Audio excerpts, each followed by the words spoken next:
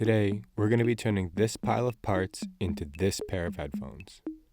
But first, we need to build it. These are the Satyr S1s, a fully 3D printed pair of headphones available for free from Capra Audio on printables. The creator claims these headphones are extremely balanced and easy to assemble. I wanted to put this to the test against my best pair of headphones, the Beyerdynamic DT770s, as well as a few others. I know that the 770s aren't the craziest reference pair of headphones available in the world, maybe not even the best pair at a price of $150, but they're the headphones I use all the time for listening to music and watching videos, so I know them well. I will also be comparing the Satyr headphones to a few others I have around the house, such as the Logitech G735s for gaming, Apple Airpod Maxes for travel, and the Sony TMR-RF-400s for a price comparison, which are around $70. Did I mention these headphones were less than that? All in, the Satyr 1 headphones came in around $45. You could choose to find these parts on other websites like AliExpress, which carries all of the parts necessary, but in the interest of time, I went with Amazon for my source. On the topic of AliExpress, Linus Tech Tips did a video about these headphones around a year ago using only parts from AliExpress. In their video, they kind of memed on them the whole time and purposefully made them bad by using paper as a sound baffle and using random items for ear cushions. But I'm worried that it's gonna go if I blow music through it. Oh, there's so much worse. They're so bad, they're terrible. Those were made by our one and only Hannah at Creative Warehouse. Today we're doing everything by the book by using real velour cushions, high quality 40mm drivers from DigiKey, and 10 micrometer audio baffles. You'll also need some blue tack, a bunch of 3mm headset inserts, a mini XLR cable and connectors, as well as an assortment of screws and wires. I didn't know this when I bought them, but the baffles I used for this were press bags used for extracting rosin. They're the perfect nylon mesh needed for these headphones. The printed parts for this project are a wide range of materials. For part of the headband and cup arms, I went with Joel's High 5 Blue PETG. For the arms, I used Prusament polycarbonate carbon fiber to make sure it wouldn't snap at the arm. The headband and head strap are made with Ceramic 3D TPU, and the rest is made of Hatchbox black PLA. The back of these headphones cups use the printer's infill both as a design element and to allow sound through them. When slicing my own files, I went with a semi-open back design that allows very tiny holes in the cups. If you're planning to build these headphones yourself, I wouldn't use this video as a build guide. The original creator has made a comprehensive build guide on GitHub with pictures and bullet points I won't be completely covering. But I will show you a shortened build of them so you can have an idea before you try building them for yourself. We start by inserting the grill into the baffle plate and setting all of the brass inserts. I had to use a drill later to clear out the holes because once they were pressed in, a lot of plastic was pushed into the path of the screw. Next came soldering on some wires to the speakers.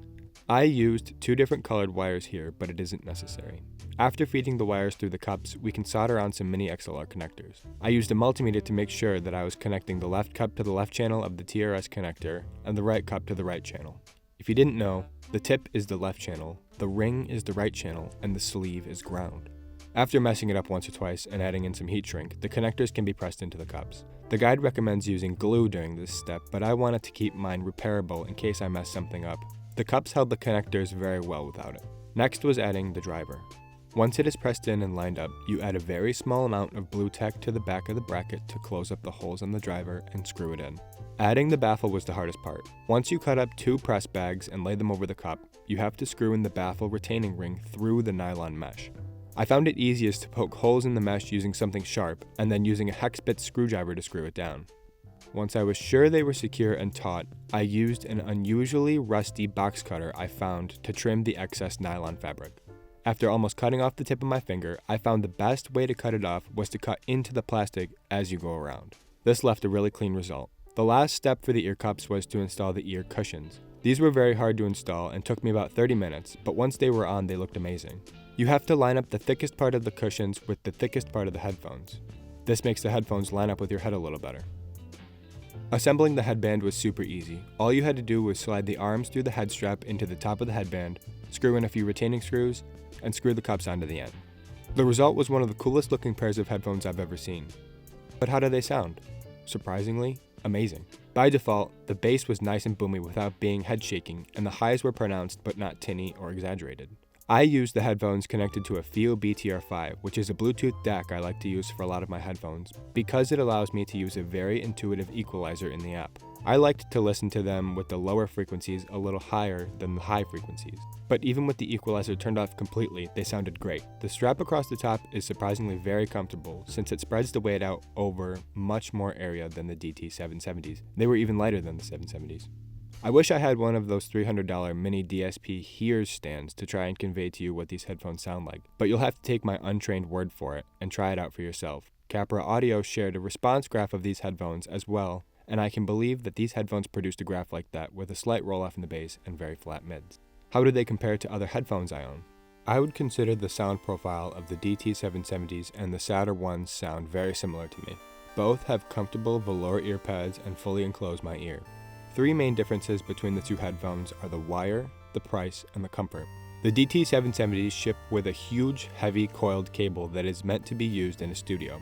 I wanted to wear the headphones more out and about, so I removed the cable and replaced it with a 3.5mm headphone jack. The Satyrs come default with a removable cable. I also can't wear the DT770s for more than an hour without getting a huge headache and gamer bump. They focus the headband in such a tight spot that the weight of them becomes unbearable. Finally, the price. At $150 versus $45, I would go with the Satyrs. The Logitech G735s are wireless headphones made for gaming.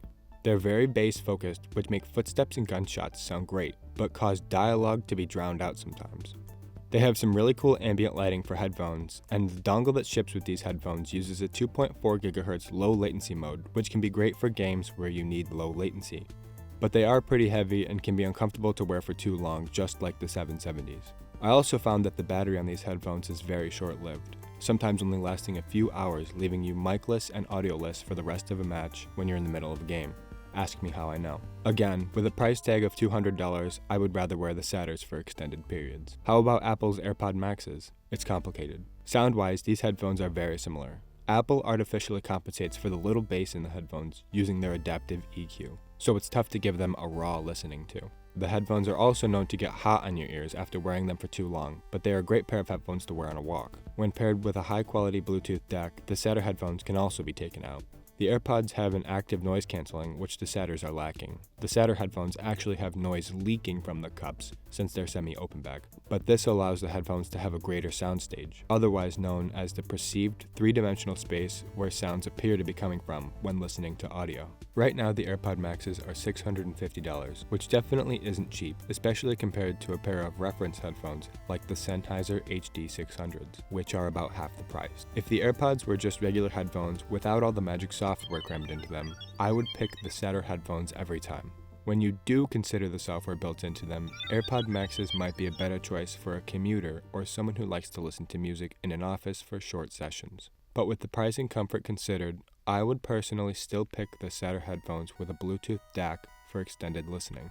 This decision also isn't considering Apple's problem with repairability. The AirPods Max earned a score of 6 out of 10 from iFixit on the repairability scale thanks to their permanent adhesive and extensive array of screw types needed for disassembly. Repair parts can also be extremely expensive depending on the part that dies. A replacement driver for AirPods can be from $50 to $120, and spare parts for the complex electronics inside can be hundreds more from secondhand websites. Even a charging port is $75. If a driver dies on the Satyrs, it's a $10 part from a reputable online store. If your connector fails, it's $6 from Amazon. What if you're bored of the color? A 3-hour, 25-cent print. Let's say you accidentally ran over your AirPod Maxes. They would be worthless and instantly end up in the e-waste bin. Now let's say you ran over your Satyrs. I would be excited to build these headphones again for $45. The build instructions were easy to follow and made for a genuinely fun build process. The final pair of headphones to compare are the TMR-RF-400s. They're a pair of wireless home theater headphones that come with a charging dock. I picked these headphones to compare against the Satyrs because they have a comparable price point and because they're the only other pair of headphones I own. This video is getting way too long, so I'll summarize. They're okay. The bass is super boosted to try making movies sound more explosive, but it makes the mids and highs sound very muddy. Watching anything without subtitles is difficult because a lot of voices seem drowned out. You also can't listen to or charge these headphones without the dock because they do not have any kind of aux or USB port. You can't connect them to your phone wirelessly using Bluetooth.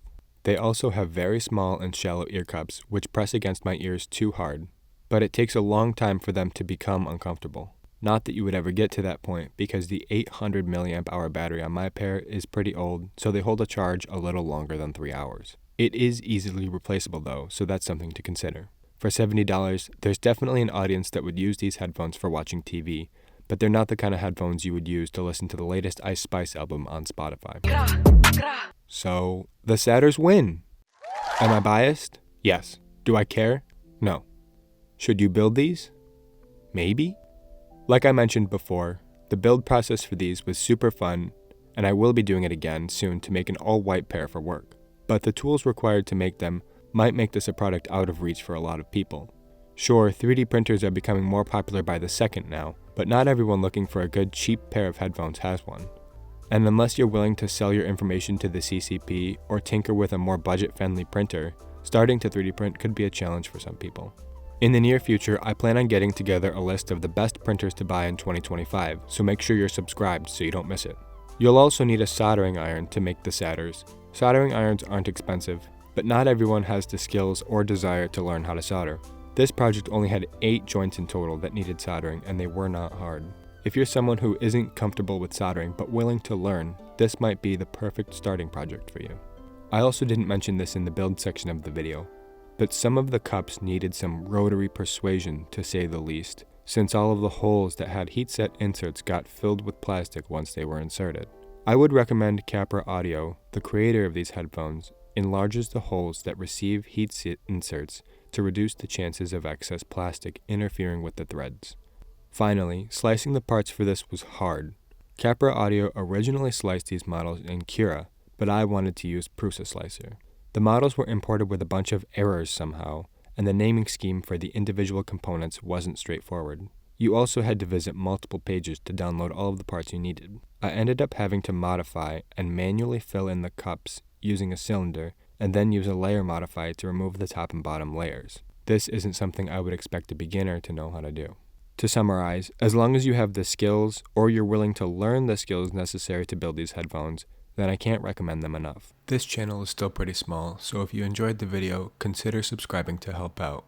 Liking the video also helps YouTube recommend it to other viewers. Leave a comment on what you think and what you'd like to see next. Until then, I'll see you in the next one.